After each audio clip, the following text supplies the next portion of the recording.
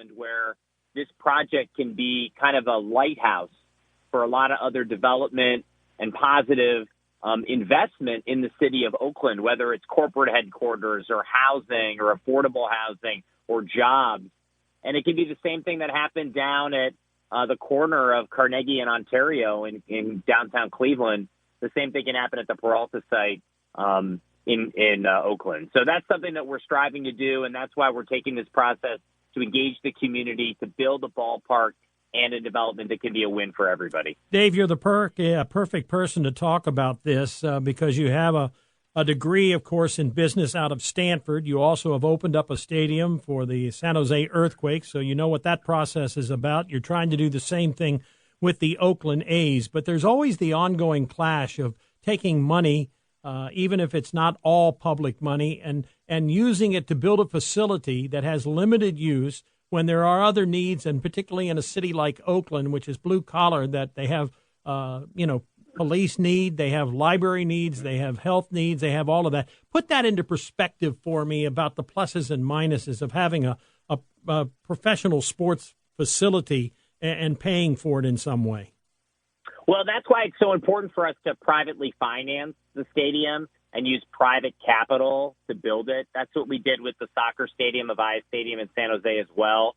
And I think with these cities, especially in California, especially in Oakland, where there are all these priorities that need funding, whether it's education or security, safety, all these different things, roads, infrastructure, having a private investment and finding a way to finance the ballpark that way allows for everyone to really feel that it's done in an appropriate and responsible manner, and that it's not a use of public monies that could be used for something else. And so the revenue we generate, the jobs we generate, is going to go into the city, and it's going to enhance Oakland and make it even a better city. What are the challenges, Dave, in a market where you have two teams? There's only 4 markets that are that way: New York, Chicago, Los Angeles, and the Bay Area. What are the challenges for a team like the Oakland A's in competing against the Giants and in a market like this?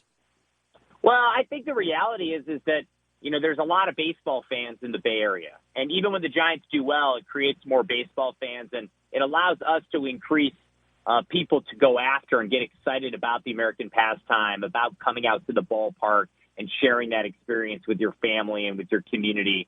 So I actually like the idea of the rivalry between the two clubs, and I think we can do more, think almost European soccer like Atletico Madrid and Real Madrid between these teams to foster this sense, like a derby they call it over there, a rivalry where people get excited about it, and that can elevate baseball in the Bay Area. So that's something that we want to do. Even though it's a challenge to have two teams, I think in the end it actually can grow the sport in this region. Was the first time you ever came to the West Coast when you came to Stanford to go to school? No, I had been out a couple other times, just on vacation with my parents, maybe 2 or 3 times before I came out here. So I had seen it. I had actually been to a game at the old Coliseum before they built Mount Davis. And I sat in the bleachers with my dad, my brother. And so we always would stop at different ballparks and see them because it was such a part of who we were and who we did when we grew up. I know you said Stanford is a huge part of my identity and who I am. Explain. Well, I met my wife there first day freshman year. Obviously, I got 2 degrees there. I teach a class there now in the business school. And I think the opportunity to go there and really think about what can be achieved and the people that I met along the way really formed me as a person. And I'm really indebted to that investment that was made in myself.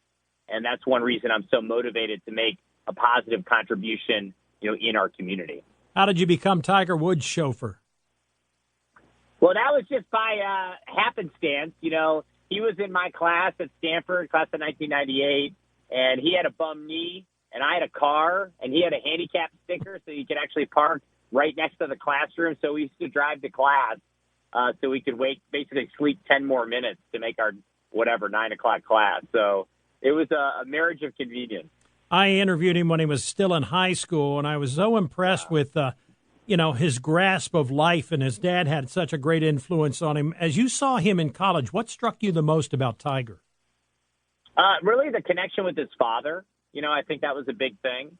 And I think family was obviously a big thing for him. And I think the nice thing about Stanford